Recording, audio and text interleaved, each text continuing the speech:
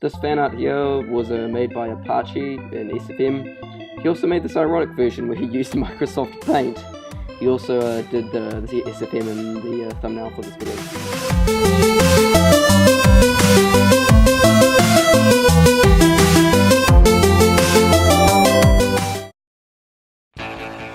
Random crits. Something you probably know is the thing that I hate the most about TF2. But also being a Nintendo fan, there is a comparison that I have made in my mind with this retarded game mechanic. The blue shell from the Mario Kart series. Everybody who has played any Mario Kart game since Mario Kart 64 knows what this thing is. If you don't know what it is basically a near unstoppable force that goes after the person in first place. The comparisons I am going to make here are with Mario Kart 8 and Deluxe, both being the most modern games in the series, where I think they have refined the design of the blue shell the most. Similarities. So, what makes these two things similar? Well, both of them have the ability to instantly shut down a player who thought that they were going to come out on top. You could be about to get first in Mario Kart and BAM! Blue shell. Or you think you have a medic cornered and BAM! Random crit.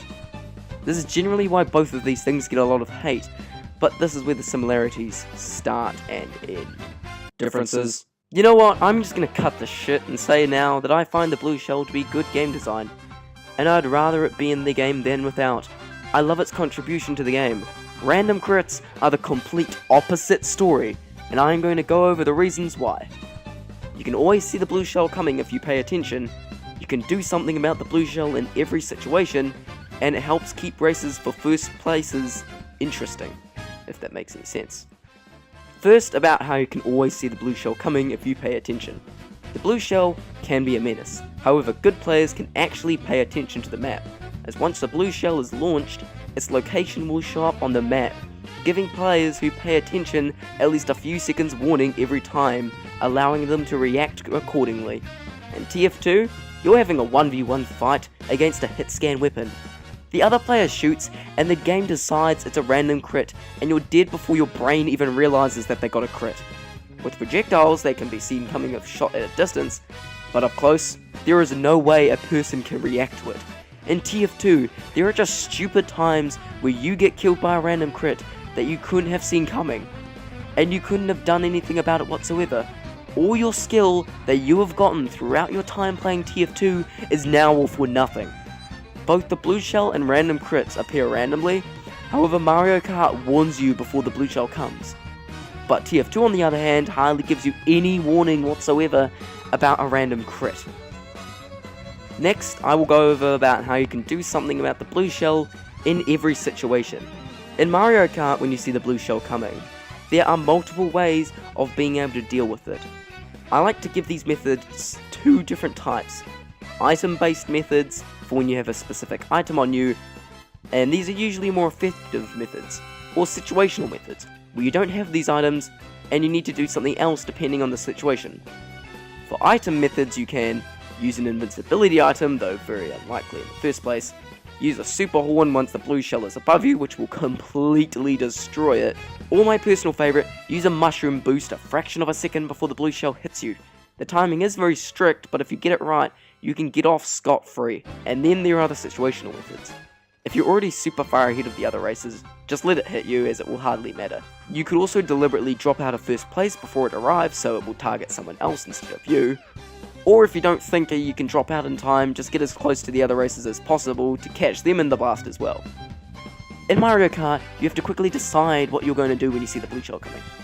How are you going to deal with it? What are you going to do? What's the situation call for?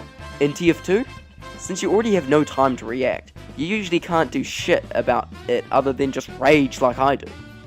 Even if you predict your enemy gets a random crit, what are you going to do about it? Sure, there are ways that random crits can be countered, such as the battalion's backup or air blasting projectiles, but those only work in specific situations, or they restrict the player's ability in some very significant way. Finally, why I actually find the blue shell fun to play around. When I see a blue shell coming, I don't think, not this stupid shit again. I think, how can I do something about it? What's the best option I have? I only have a few seconds to decide.